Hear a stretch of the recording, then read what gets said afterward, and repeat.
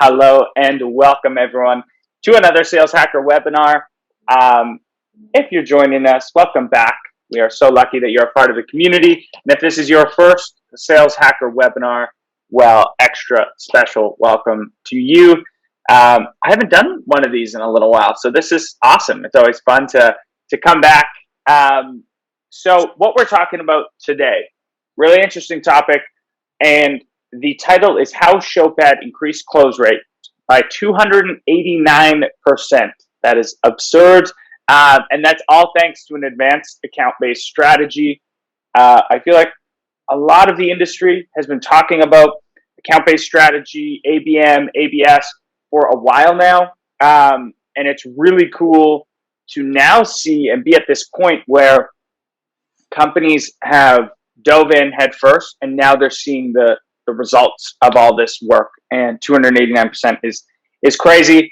So that's what we'll be talking about today.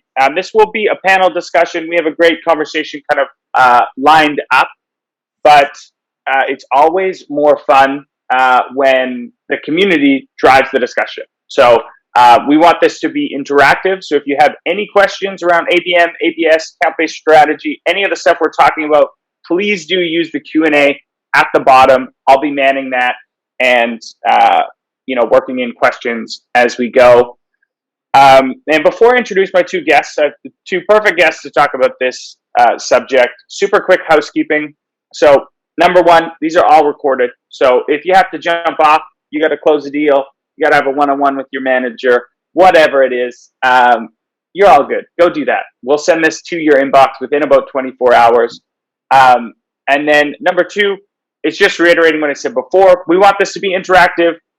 So it's fun to know who we're hanging out with. There is a chat feature different than the Q&A. So jump on there, introduce yourself, your name, your title, where you're from. We would love to see who we're hanging out with. And I think that's the boring stuff out of the way. Now we get to get right to it. First up, I am joined by Maura Brady, who is the RVP of Sales over at 6 Sense. Maura, welcome to the Sales Hacker community. How you doing? I'm doing well. Thanks for having me. I'm happy to be here. Excited to have you. And rather than myself go on a monologue about your background, just for those listeners joining us, I always ask this question: what is the superhero origin story of Maura? How did you get to be an RVP at such a cool, fast growth company? I hope someday to meet all of you in person for a drink and be able to tell you a longer story, but to keep it short, I started off my career in finance, pretty quickly realized that was not for me, and by accident landed in a SDR role in tech. Ever since, I've been really focused at organizations around how can you leverage big data to improve the customer experience, which tends to be more on the marketing side. But when 6 Sense approached me, what really jazzed me up about it is the seller's experience and what we can use big data and AI to do to make hopefully all of the people on this phone a lot more productive and successful in the long run. So it's been really fun, and I'm excited to chat more today about how we're doing it and how folks like Dustin and yourself can apply it in your lives. I love that. It's so interesting, these like little inflection points in our lives where you get this job as a BDR in tech, and you're kind of like, oh, what is this whole new world? And then this massive world expands. It's so cool. I had a similar experience, and I feel like once that happens, it's almost like our duty to help other people, experience this world that we're all so lucky to be a part of. All right. Next up, I am joined by Dustin. Dustin is the SVP of Global Sales at Showpad. Dustin, welcome, man. Thanks, Scott. Really excited to chat with you all today. Excited to break it all down. And same question: how did you get to where you're at today? Yeah, similar to I think everyone in tech. I started off my career in another industry in manufacturing, running my family business, and then realized that because we were using technology to scale it, that my passion was really in tech. And so I joined the Salesforce team early on in the Chicago office, and then grew there to run the broader commercial part of the retail consumer goods vertical and built that team out. And then went to a scale up for a little bit, and then just landed at Showpad. And the primary function, similar to more our desires, is sales, and tech sales in particular has primarily grown through like headcount and capacity growth. And I think it's time that we really focus on that revenue effectiveness element and make sure that everyone's armed with the right information at the right time. And so a big part of what we're going to talk about today centers around that. But that's really my passion and why I'm landed at Showpad. Yeah. Awesome. Yeah, I feel like the way a lot of tech companies have been growing is almost unsustainable, right? You can't just hire more people. You can't just get more butts and seats. And it doesn't look like it right now, but like you can't just constantly get more funding, throw it at headcount, and like efficiency matters, right? So I'm excited to dive into that. And true to form, all right, Dustin, we're not even 5 minutes in. We already got a question here, so I'm gonna tee it up right away. It's a good preface for this whole conversation, and I'd love to get both of your thoughts on it. Michael asks, love to understand if this ABS strategy is being used for enterprise deals greater than 100K, and if you use this for land and expand approaches. Does this have guardrails? Is this SMB? Is this mid-market? Is this enterprise? When do you use this approach? Really great question. So Showpad does really, really well down market in what we call the high maturity space that has a really strong sales enablement program, and they're looking for the platform approach. And then we do really, really well up market in really high complex organizations that have really complex sales motions or have really big teams that need to manage a lot of information and content. And so we apply this, we went all in. And going all in on the tool is one thing, but going all in on the motion is another. And really operationalizing that through your whole motion. If you believe in intent and really that revenue effectiveness kind of motion, we've applied it to really every area of our business. And we're now even expanding it into Europe, which is I just took over the global team and expanding that even into all geographies. So we fundamentally believe in this approach and really have made it, the pillar of our outbound strategy. Mm-hmm.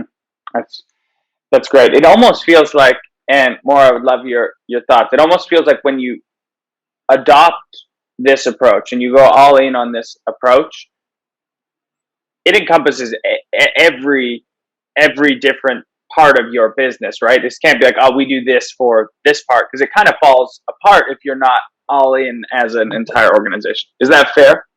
Yeah, bingo. From a personal perspective at 6 Sense, we leverage this in our commercial space, which is much more focused on SMB. It's what drives all of our go-to-market in enterprise and strategic, which is the team I oversee. We even apply it to our channel partners. So I think a lot of ABM, I know we're talking about ABS, but we typically call it ABM in the market. People think it's synonymous with enterprise and with those large accounts, but in reality, when done well, it can be applied at scale across all of your different segments and go-to-market strategy. But to Dustin's point, I know we'll talk a lot about this. It really comes with getting buy-in from those leaders and making sure that top down, there is a way to operationalize it. Otherwise, it can fail, and then you might have a bad taste on rolling it out to other segments. Mm-hmm. Yeah.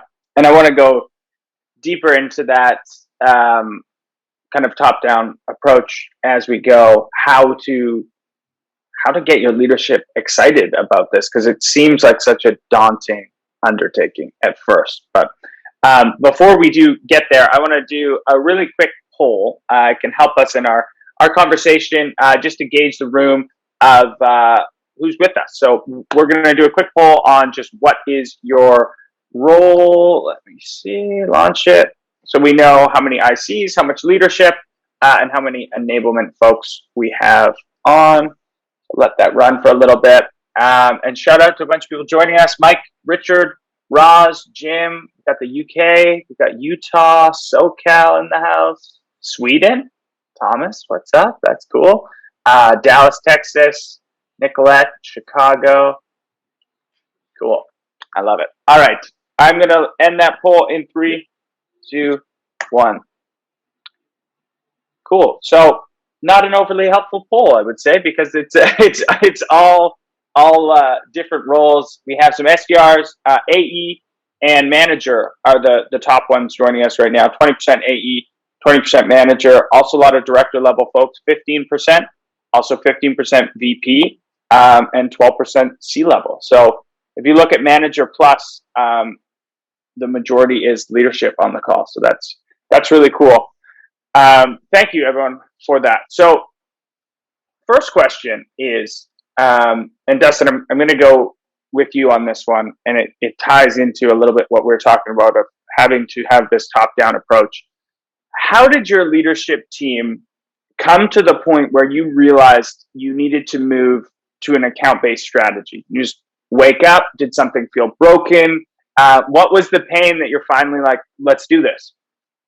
I think I've always been a fan of focus equals results. Like whenever you focus narrowly, I think that's when results typically happen. And we had ran some really narrowly focused, even where our executive team was making videos for a specific prospect, and we went kind of like tested the what we could do with an account-based focus on the marketing side, and we saw some good results with that. And so when you compare that with just this, I think our organization has this, we struggle with this idea of more activity just for more activity's sake and more outbound for more outbound sake. And it's like, we know who our customers are.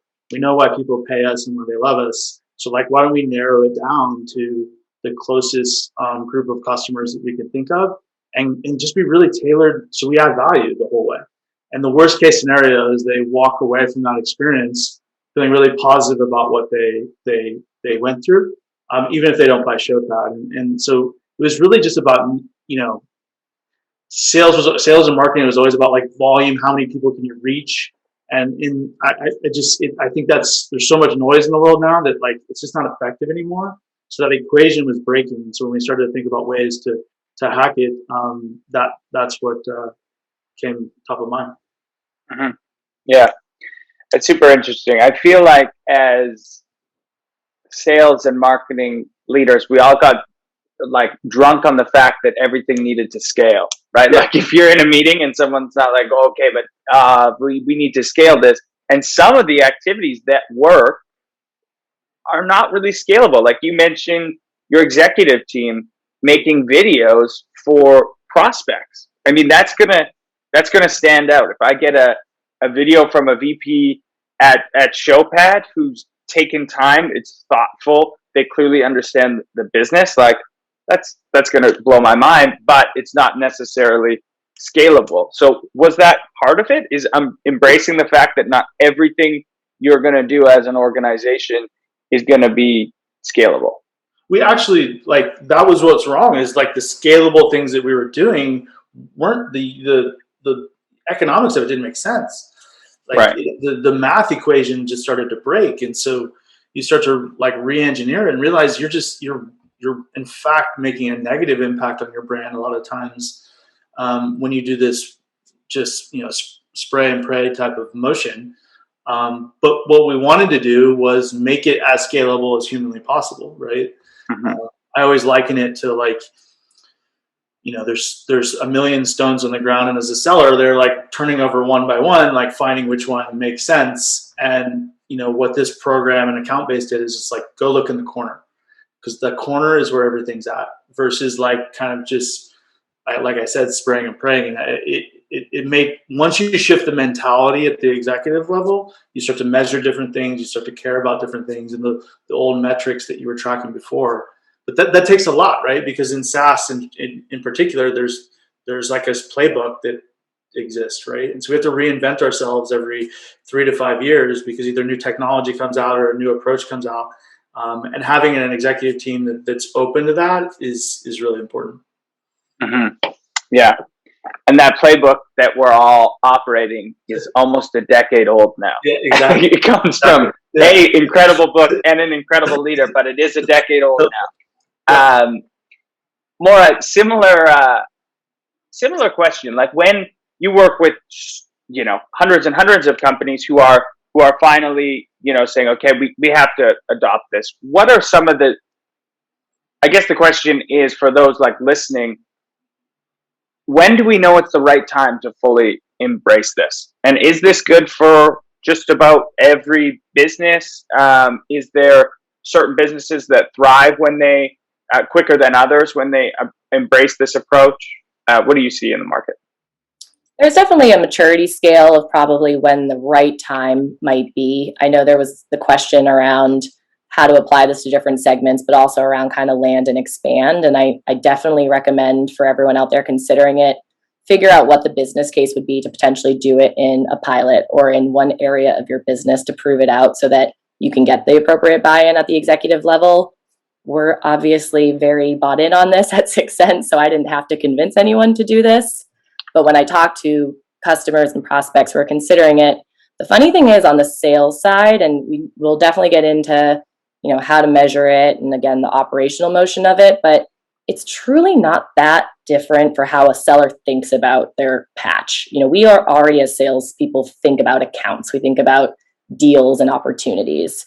But what broke many years ago is kind of how on the marketing side, things were really being measured to support that. And it was all very lead focused and individual focused. But we all know selling in the enterprise space or even mid-market or SMB at this point, the buying committee is not one person. So who cares if that lead came in if the entire company is not ready to buy?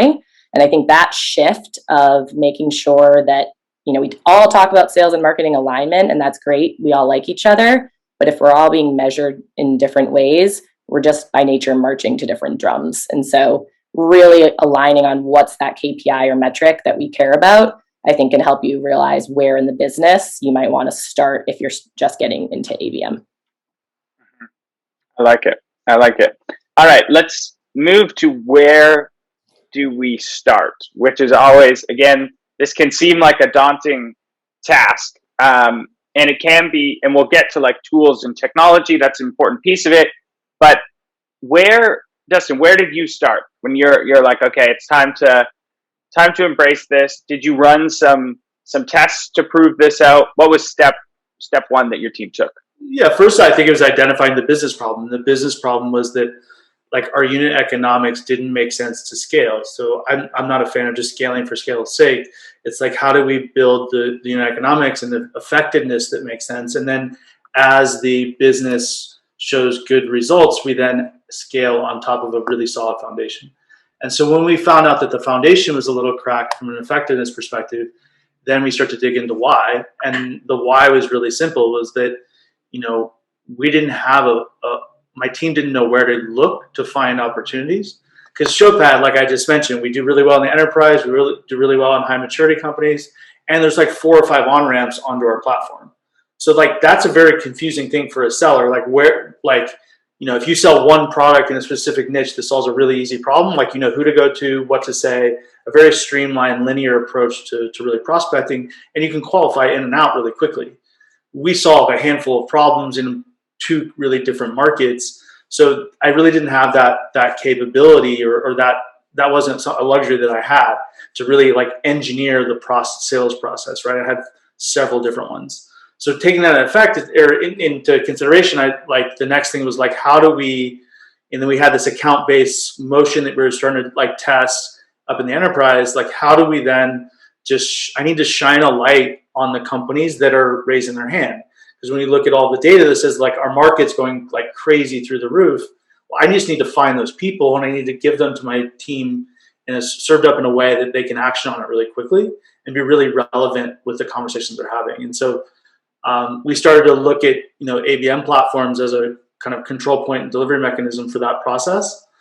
And to be honest, like the way the 6 Cents sales process happened to me and to us was a huge differentiator, because you could tell that they were using their own technology to drive the conversation that we were having, and that we were searching all over the internet looking for ABM strategies and trying to figure out the way we were going to implement it, and how they engaged in that process was really powerful. So that's kind of the first step, is identify the right problem, and then really focus your all of your efforts from a solutioning perspective that it solves that one business case problem that you have, which was we had a really ineffective sales organization. Yeah, got it. And just to kind of level set, and so we're all talking about the same thing. When you talk about unit economics, you're talking about, you know, your cost of acquisition was too high for your, you know, lifetime value of a client. Is that right? I couldn't go to my CFO and ask for more sales heads because it wouldn't make it'd just be dumping, you know, bad dollars over good. Like, it was like, okay, we're gonna get these. Like, it's a very like the effort and cost to find a lead or find a deal and close it just didn't make sense over the long period of time. And dramatic improvements after implementing this. Yeah, that's awesome. I liked what you said around, you know, finding where there's pockets of interest and shining the, you know, spotlight on them. That's a great way of putting it. Maura, what are there, like Sixth Sense, obviously a leader in this space. What are other tools or technologies, in your opinion, you need to fully adopt in an account-based everything approach? And if you don't want to name like tools, just like what are the elements that are absolutely critical? Yeah, sure. I'm a big fan of minimizing disruption. So I always encourage companies when they're starting off, like, let's look at what's working today for you and how we can just dial that up a little bit and optimize it with some better data or better prioritization, to Dustin's point on sales and where they spend their time. I think beyond that, obviously, if we're thinking about sales productivity, sales engagement tools like Showpad and the like are also important. So we talk a lot about A/B strategies around kind of getting into deals, but there is still so much we know that needs to happen after that to win and get large deal sizes. And I think there are a lot of great tools out there that can help you with that. Another big piece is, you know, we do some activation as an ABM platform, but there are a lot of great tools out there that companies are leveraging today, like different outreach and sales loss for getting your messaging out there, marketing to do personalization and relevance delivery of their customer experience around different personalization tools and the like. So really, I'd say there's a ton out there you could use, but you don't need to have a really fat tech stack to see success. I would, again, encourage you to think about your current process, what's working well, and are there ways that you can just show incremental lift by doing it in a smarter account-based way, and then go and make the argument to your CFO and team to go get all these other great tools that can then really help you pour gas on the fire. Yeah, I like it. I like it. All right. I'm going to go back to the community here. We got some good questions coming in. Maura, I'm going to go back to you on this one. The question is there a guideline for how many target accounts you should/can work at any one time? There's a clarifying. I'm asking from the perspective of a company who sells to the Fortune 300. Therefore, we have about 350 target accounts.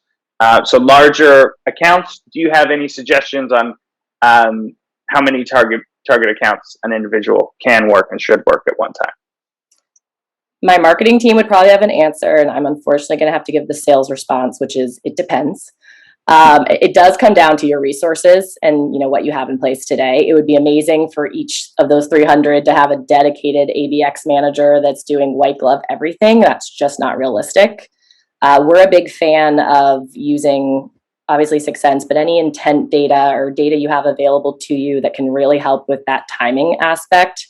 So to Dustin's analogy, which are the rocks on the ground that right now are close to being ready to buy that we want to go apply a more expensive type of executive dinner to, or that's where we want to have our VPs do some more personalized videos too that are going to cost more and take more time, and then focus on, you know, for those 100 counts at the bottom that are showing very little intent or no sign of life for what you have to offer today, cover them with more of your broad-based, you know, top of funnel messaging that can be more automated.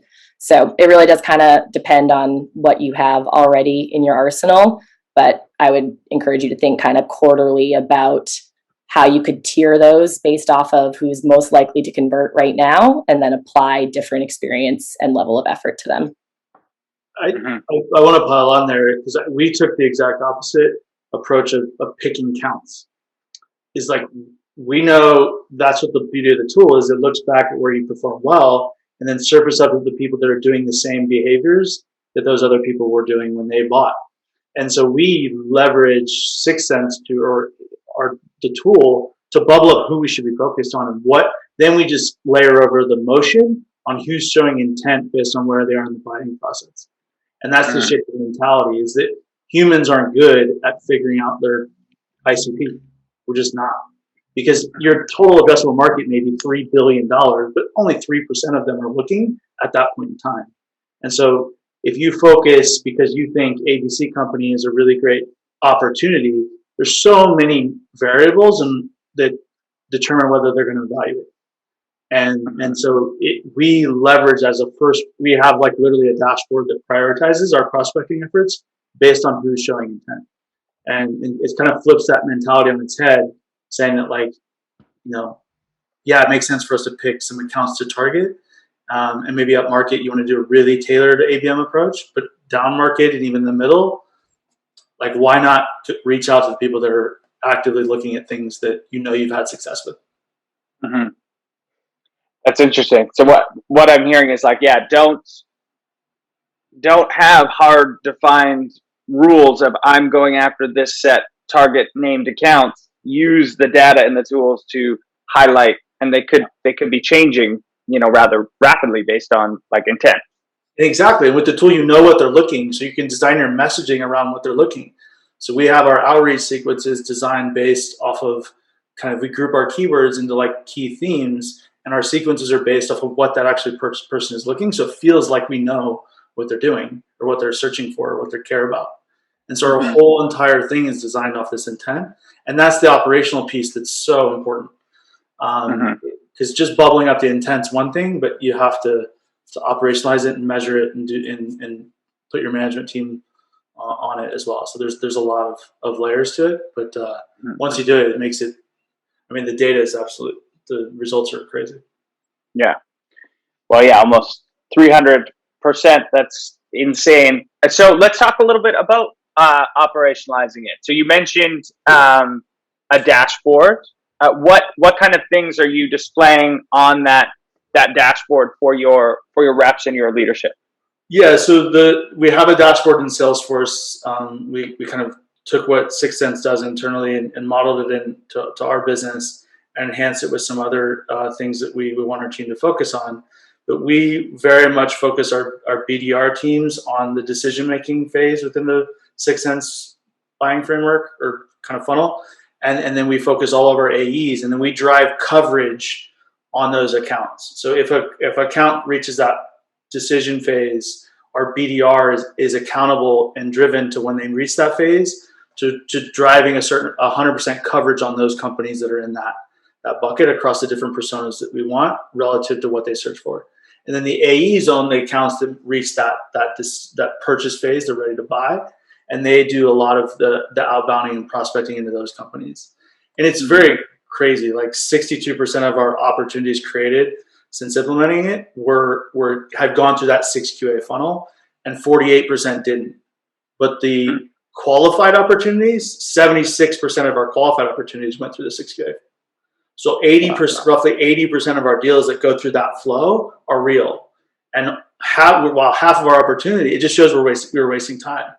Right. So like 50% of our ops were created, but they were not in that, they didn't reach that funnel. So we were just like basically, fighting them over the line to get them to be an opportunity when they weren't real. And so we shift all of our team's effort over there. Once the data, it's a clear path to revenue, basically. It's very repeatable. So yeah, that's what we do. And then I have the other element is the managers. You need to have a manager dashboard that then they can hold their team accountable to that coverage. So that, I don't have activity anywhere on my dashboards. I have coverage within our intent-based prospects.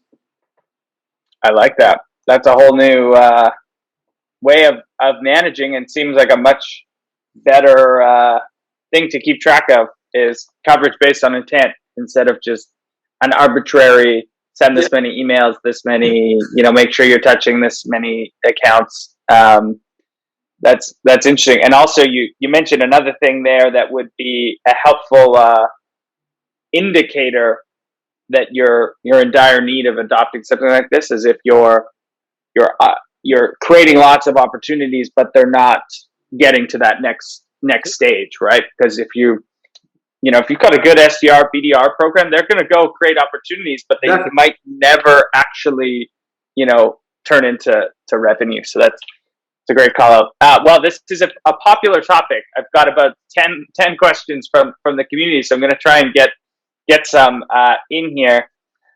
All right. So this question, Maura, I'll go to you, and Dustin, I'll get your thoughts as well. What is your most important pipeline channel, and has this changed over COVID? And how effective is your website in pipeline creation? Anything changed due to COVID? Are you seeing some channels perform better than others? What didn't change in COVID, I guess, is really the question. At a high level, obviously events were big for us in the past, so we did a lot of digital. Frankly, I wouldn't say the engagement there was what it was when we could be in person, but did it.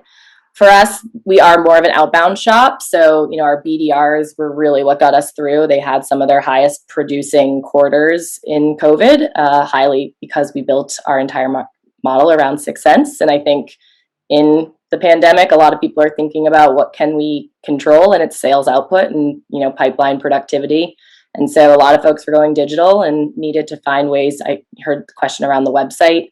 How can we better monetize that and drive engagement to basically your virtual booth?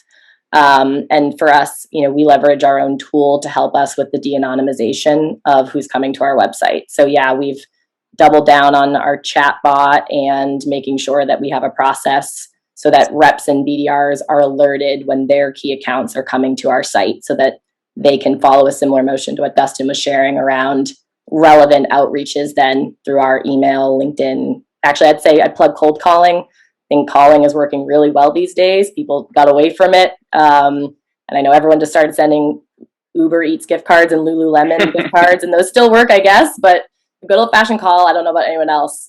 A little over the Zoom. I love a good call, so I would make a plug for that. Yeah, good call out. I've certainly got less cold calls than I normally would through COVID. Which is interesting. Question on, you mentioned chatbots. Are you using your own intent to inform messaging or anything on the chatbot? Absolutely. Yeah, it's a big use case for us. In fact, we work with a lot of chatbots so that they can leverage our data for their customers, so that depending on who comes to the website, we can tell you who that company is with, and then the data behind that of, is this a ICP? Is this somebody who's in market? And if it is, let's route that to a rep, versus if they're, more an intern in a company that we're not going to sell to, route them to our content page. Mm-hmm. Yeah, I can see that. A huge use case, because I only find chatbots helpful when they're hyper relevant. There's nothing worse than just kind of like a generic one, but if something is actually solving some of the problems I'm looking for, it's awesome. Yeah, cool. I'll make a plug. I just saw Marty put a comment in qualified.com. Great chatbot if anyone's looking. There you go. Thanks, Marty. Same question, Dustin, to you. Any channels you're seeing have better pipeline creation these days? Yeah, I think all the ones listed are great. I think it's also a shift in mentality with your marketing organization as well. We engage Chris Walker. I don't know if you guys are aware of him, but he's an absolute genius when it comes to really understanding true marketing attribution relative to revenue versus these vanity metrics like leads and things like that. So when you start to attribute back to some of these other kind of ancillary sources like website and things like that, what actually drove the opportunity, and that's why we leverage things like ABM and 6 Sense to really focus on who's in market today versus how we got there is important, but it's not. Our job is to get people to that engagement place where they're raising their hand or they're showing intent. So it's kind of changed. And then we have people that skip the line and fill out a form and say reach out to me, and those convert at a very, very high level. So our job is to focus on what what engagement and what value added information allows a customer to kind of land at the place where they need something like us, and then they raise their hand. And so I don't really spend a ton of time looking at individual channels. I spend a ton of time on making sure that we drive the highest conversion on the people that are looking at us or looking at a problem that we solve, basically. And they don't even have to really be looking at us. I know that they're actively trying to solve the problem. And then it's our job to create a really great experience for them, so that when they do come in contact with us, it seems like we're there to help, because we are, right? And then you can have a much better conversation because it's focused on their problem versus like, here's some other technology you need to buy because you don't have enough technology today. Like you definitely that. So, yeah. So okay. So I have a question. Similar thread. It's a little off topic, but I want to get both your opinions because it's something I've personally been thinking a lot about. What are your thoughts on kind of this, what's the right word for it? Assisted self-serve. So I think that in the not so distant future, very high intent accounts that have maybe been researching for a long time are going to come on to Showpad's website and they just honestly, they want to buy. They've done it. They've talked maybe with some consultants and they are ready to rock, and it's going to blow everyone's mind. Like they're just going to write 6-figure deals and they just say, send the DocuSign. I think it's coming if it's not already happening to some companies. How have your two teams been thinking about assisted self-serve to those buyers who are ready to go? Because I think we all have stories, myself included, where you're ready to buy something and software does a terrible job at putting like I have to tear through walls to buy things. Do you agree with that there is some of these walls that we create, and how are you trying to tear them down and embrace this assisted self-serve? Maura, I'll start with you. Yeah, so our CMO wrote a book on this last year, No Forms, because forms are literally a physical barrier that we're putting in front of prospects who want to buy. So we're bought in on this conceptually, I would say, in terms of the self-guided of where are they in their journey and what are the right resources we should be giving our prospective buyers to help accelerate that journey for them. So if they're early on just thinking about what we sell, we should be helping them with why you invest in something like this, versus if they're at the end and they're pretty close to making a decision, we should be helping them more with their ROI and their business case and why they should go with something like 6 Cents. So we actually have all of our resources aligned to the buying stages that we're predicting for, so that we're serving up the content at the right time. Personally, I think I challenge you a little bit on the timeline for that, because I think that, if someone wants to send me a 6-figure check, I will happily send you a PO. I think that you can do a lot in terms of vetting the technology, but to Dustin's point, the operational piece and how you actually get this rolled out effectively, I feel like you still really need a human and a good partner there to help you with on how do you see the value of the technology. Totally. Yeah, I think that's a fair challenge. Dustin, what are your thoughts on this? Extremely passionate about the topic. In my kind of plan for the year, the number one value for me is be easy to buy from. It drives me absolutely crazy when the team is hard to buy from, and it's no fault of theirs. It's just we've created this monster with all these different gates and different responsibilities. I think it's all about time to value.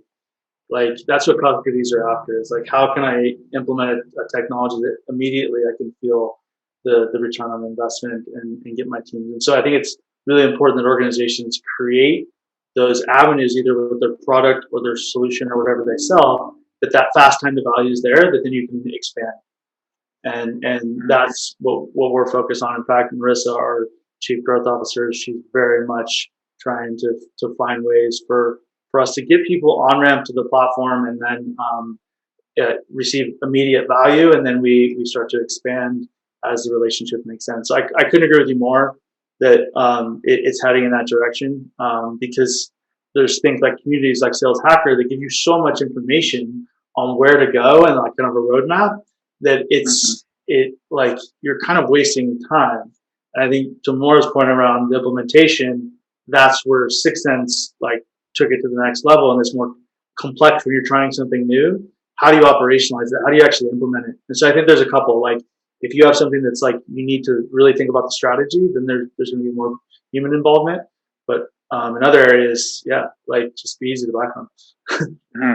Yeah, totally. It almost seems like there might be some shift in the not so distant future where it's like the technology is easy to buy from, and then the sales team and marketing team are just like writing the best practices of how to implement and sharing those. And we truly embrace like the consultative selling that everyone's been talking about for a long time. All right, that was a little off topic, but I want to know. I think there's two things we need to make sure that we cover is measurement and then adoption.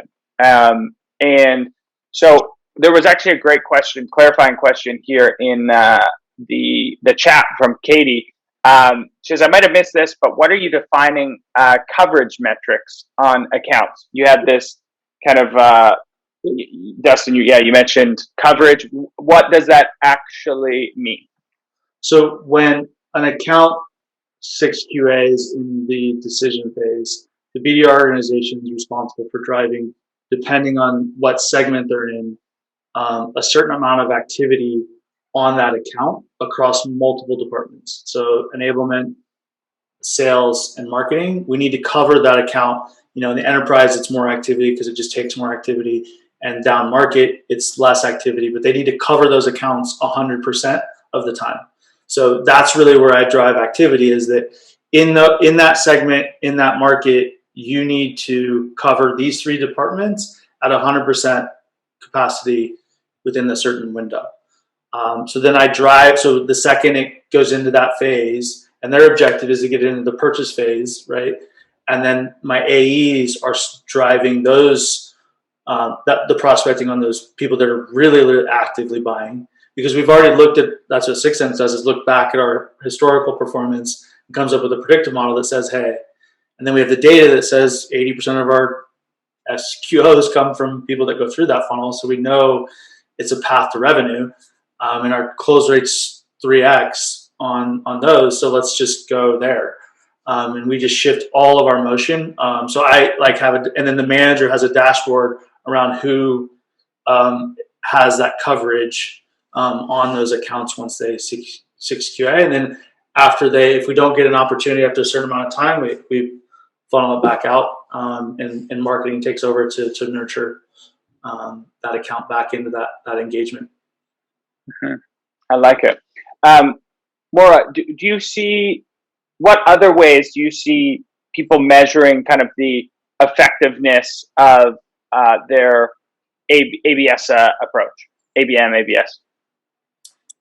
Yeah, it's a bit of a loaded question. The simplest form, I mean, is it driving pipeline? I mean, I think we can very easily see in our own tool and in Salesforce, is this converting at a higher rate than the activities that we were doing before? And if not, we need to course correct quickly, because when we talk about adoption, like that's the best way to get sales to leverage data, is once they see the success of it and it's no longer looked at just another tool that marketing is throwing their way and hoping that they'll use.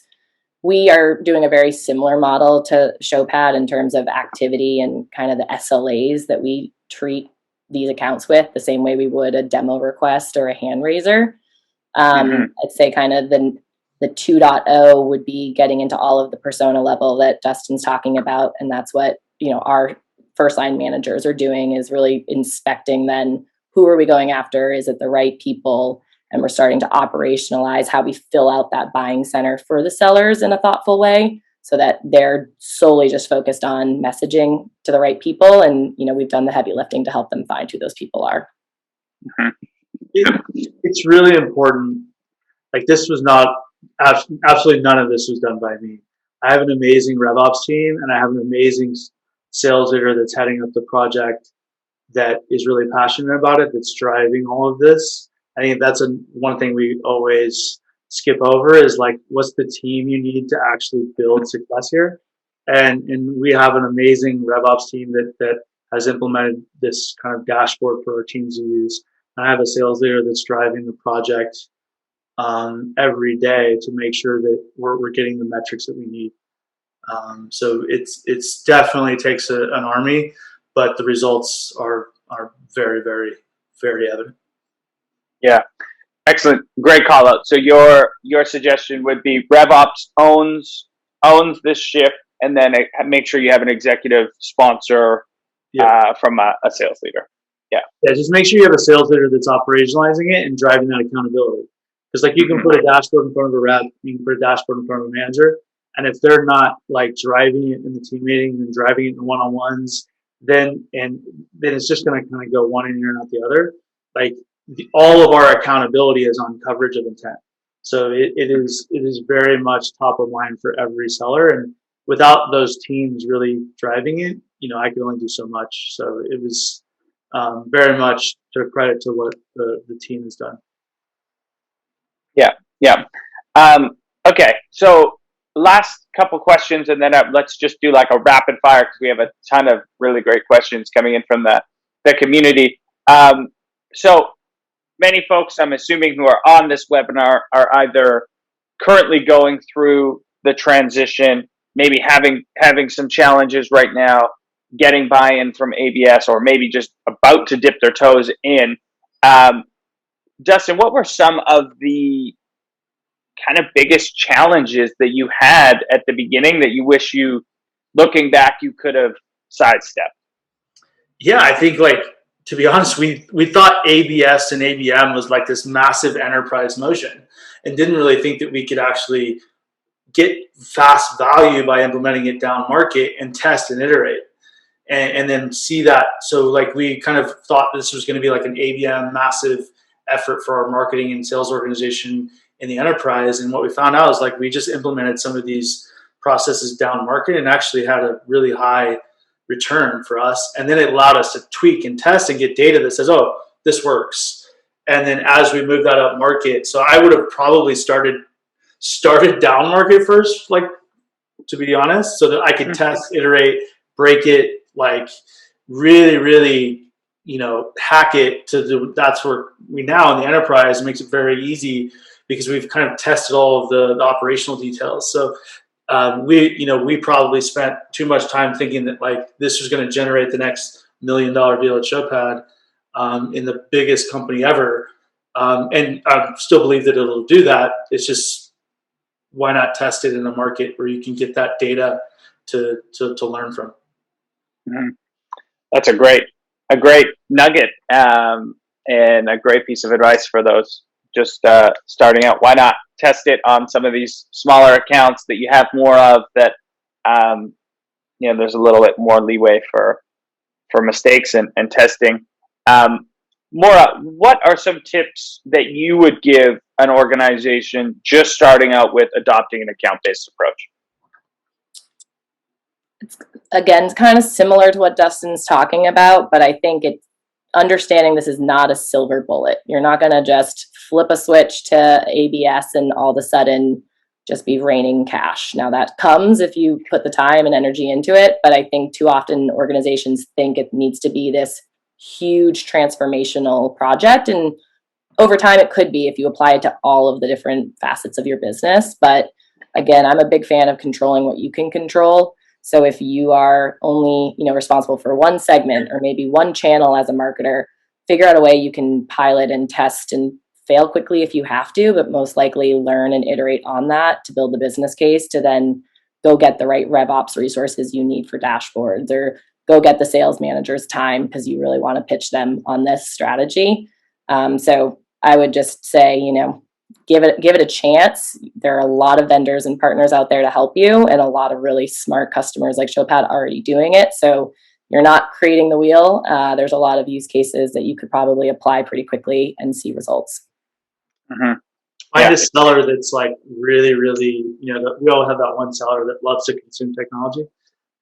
Give it to him or her, and they'll find stuff really quickly and build stories. That's another just little tip. That's a great one.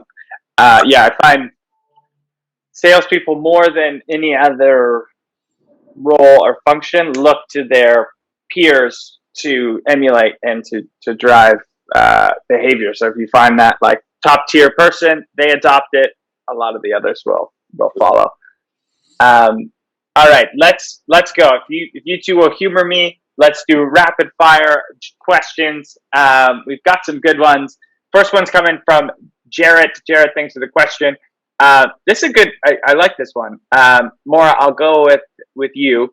What are the best ways to drive rapid integration and adoption by a sales team working with marketing on an ABM program? So I imagine this is pretty common, that this methodology is maybe pushed from the marketing side and then can be, sales like, now, well, we do stuff this way, marketing's doing that. How do you bridge that gap? Yeah, marketers on the call are not going to like me, but I think sales are very tough to get out of their way. So the more you can just tweak what they're currently doing. So again, they already do a bunch of outbound motion. How do we just give them better data to prioritize that to start, even if we don't fix their messaging and everything else? So I would say start with what sales is doing daily and what their operating motion is and how we can make small changes.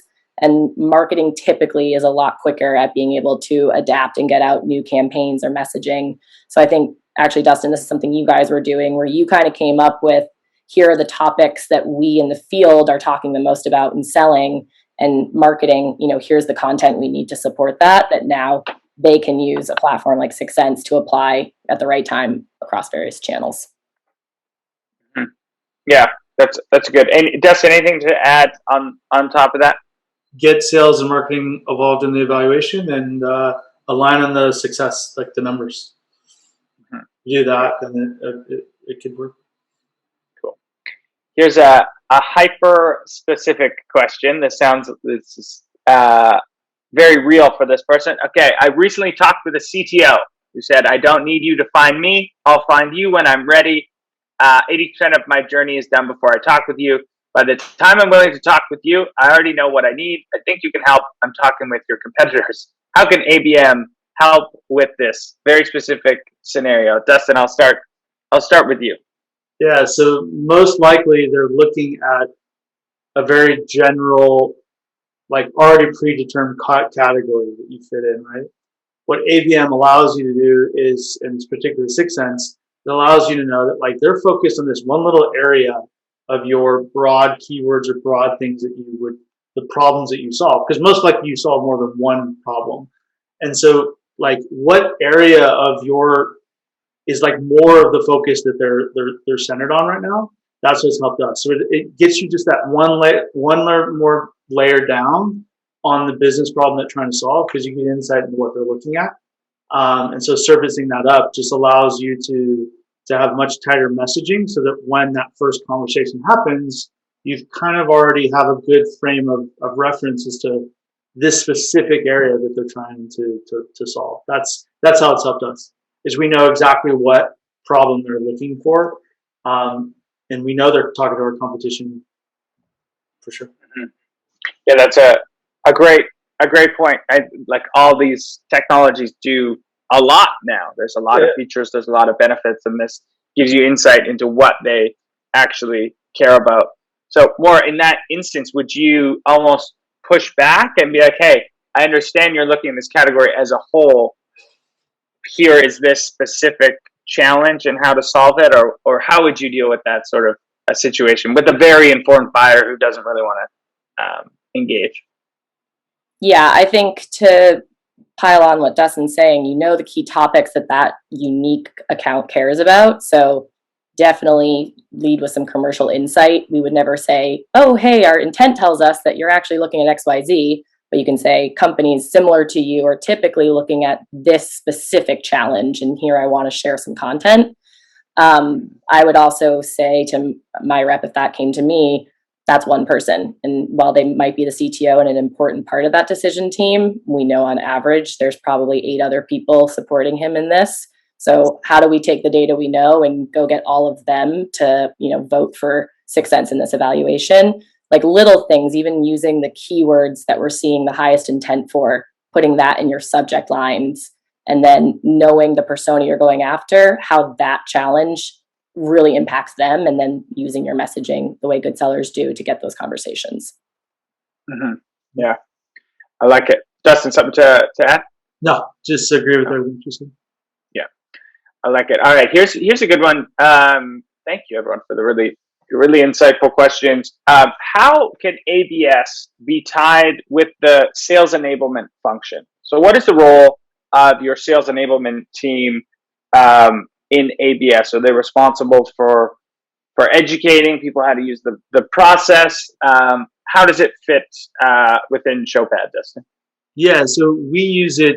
So by understanding what our customers are looking for, it allows us to understand really our value drivers as a platform. So we aggregate those keywords that they're looking for within the 4 value drivers of our solution. And so we know that it's almost like an ear to the market without talking to anybody.